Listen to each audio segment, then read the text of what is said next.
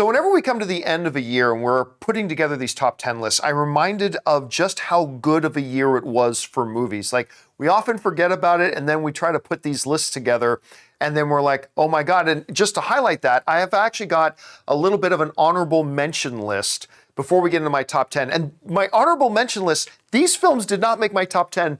That's how good of a year it was. So one of the honorable mentions I want to mention is ELVIS, Baz Luhrmann's brilliant film. Austin Butler should absolutely get an Academy Award nomination for this. Tom Hanks is fantastic in it too. It was a little long for me, but ELVIS, one of my honorable mentions. And another film that's going to be on a lot of people's top 10s, maybe top 5, maybe top 1, is Tar. Cate Blanchett is absolutely brilliant in this film. It's riveting from start to finish. I enjoyed it a lot, but it didn't quite make my top 10, but definitely one of my honorable mentions. Another film that flew completely under my radar all year, like I didn't watch this until about a month ago, but it's Colin Farrell's After Yang, about a family with an android. I mean, we've sort of seen that before, but this was a different approach to it, a very human story, for lack of a better term with it. It was brilliant. I mean, honestly, Colin Farrell could get nominated, in my opinion, for Academy Awards for 3 different movies this year. Banshees of Inisherin, The Batman, and After Yang. It's really wonderful. Check it out if you haven't.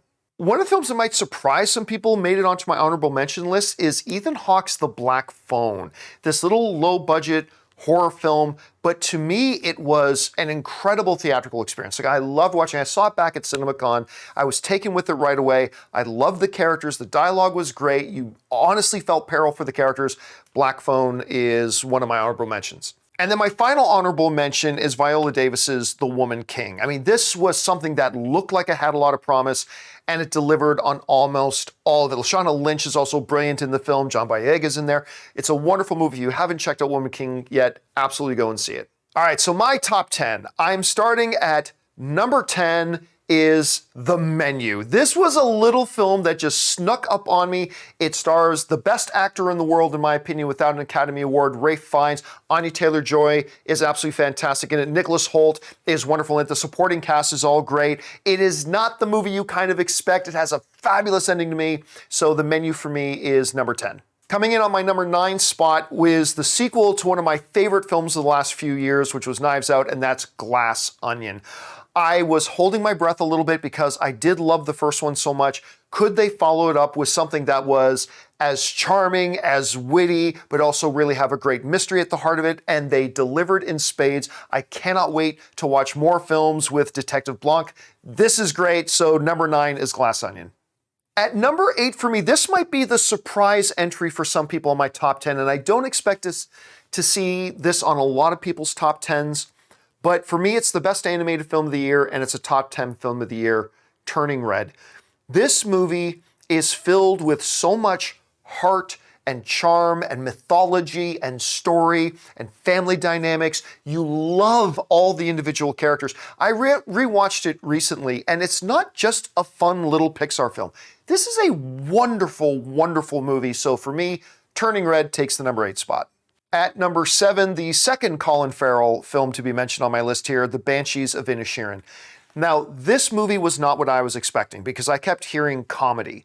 And it's not really a comedy. I mean, in many ways, it's a very, very dark comedy.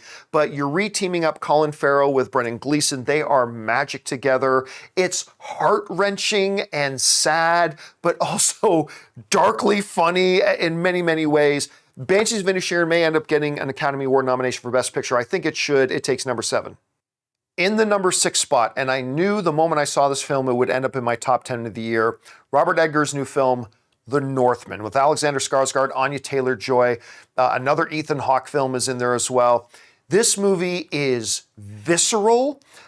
It's simple in its approach, but it's a great revenge kind of film, following a lifelong bloodlust looking for revenge. Nicole Kidman is fabulous in this. I fell in love with this movie the first time I saw it. I raced back to the theater to see it again the next day. The Northman is my number 6. All right, so now we get into my top 5. And in my number 5 spot, I never would have thought this at the beginning of the year before I saw the film, but it's Top Gun Maverick. You know, I always go on about how movies are experiential events. And Top Gun, you know, Tom Cruise knows how to deliver movie magic. And that's what you feel watching Top Gun Maverick. Is its story the most complex? No. Is its narrative worthy of a Screenwriting Academy Award? No. But the overall experience of watching this film was thrills and emotion and grabbing onto the edge of your seat, and I was just taken with it. It blew away every expectation I had for it. Top Gun, Maverick, who knew? Makes my top 5. At number 4 for me is James Cameron's Avatar: The Way of Water. I just finally watched this film. It was a little late, but I just watched this film the other day. And I'll tell you what, I recently watched The Fablemans. And as I was watching The Way of Water, I just thought back to the way little Steven Spielberg and The Fablemans would look at the screen, and you could see this awe and wonder and the magic of the movies just sweeping over them. And I realized that's me right now watching Avatar: The Way of Water. James Cameron took the success of the first Avatar. I think he improved it in almost every way, not just visually, but narratively as well. I think this was a better story than the first Avatar was. I was just completely enraptured with this thing. It's a tremendous movie-going experience. Avatar: The Way of Water at number 4. In at number 3, and again, this was another one that as soon as I saw it, I knew it would be in my top 10 of the year. It's Matt Reeves' The Batman. It's easily the best comic book movie of the year. Like, nothing else came even remotely close to it. But it is just legitimately should be considered one of the best movies overall of the year. From a technical aspect, the sound design, the costume, the atmosphere, the cinematography, everything about it is just absolutely top-notch filmmaking. But it takes us in an approach for The Dark Knight that we have never really seen before. Robert Pattinson delivers in spades. Obviously, Colin Farrell, this is the third time we're mentioning him on this video. Colin Farrell is the Penguin. I cannot wait to watch his HBO series. For those of you who didn't know, they're doing an HBO series on him. It was riveting, and Paul Dano delivers the best Batman villain we've had since Heath Ledger's Joker as the Riddler. He was absolutely incredibly insane in this thing. And so The Batman takes number 3. In my number 2 spot is the best multiverse movie of the year, and it's not called Doctor Strange. It's Everything Everywhere All at Once. Now, this was a movie that for me, actually, I'm kind of surprised it's not my number 1, because it has held the number 1 spot, my favorite movie of the year spot, all year, ever since I saw it, just until recently, and we'll get to that in a second. But I mean, Michelle Yeoh is a queen. I mean, she's an absolute queen. She can do it all. She can be in the great action. She knows how to deliver comedy. She's great dramatically. And this is a very difficult movie to try to explain. Try to explain Everything Everywhere All at Once to somebody in like 30 seconds or less. Very, very difficult chore to do. But they did. They made me feel the warmth and the joy of the family. I was laughing at all the dynamics there. Then when they get into the multiversal stuff, it was thought-provoking. There's some pretty deep philosophy in this stuff. Then it just goes with any multiverse movie. You got to get into a little bit of bonkersness. And there's absolutely bonkersness in this. Raccacoonie is maybe one of my new favorite characters in all of movies. So Everything Everywhere All at Once didn't finish in my number 1 spot. It was there most of the year, but it's my number 2 favorite film of the year. And then that brings us to my number 1. And for the longest time, I did think it was going to be Everything All at Once until I saw The Fablemans. This is a movie that, to me, is a great representation of why we make movies and why we watch movies. It's the simple story about a boy who grows up with a dream. And obviously it's semi-autobiographical by Steven Spielberg, looking at his younger life and how he grew up and his family and his mother. Paul Dano, there he is again.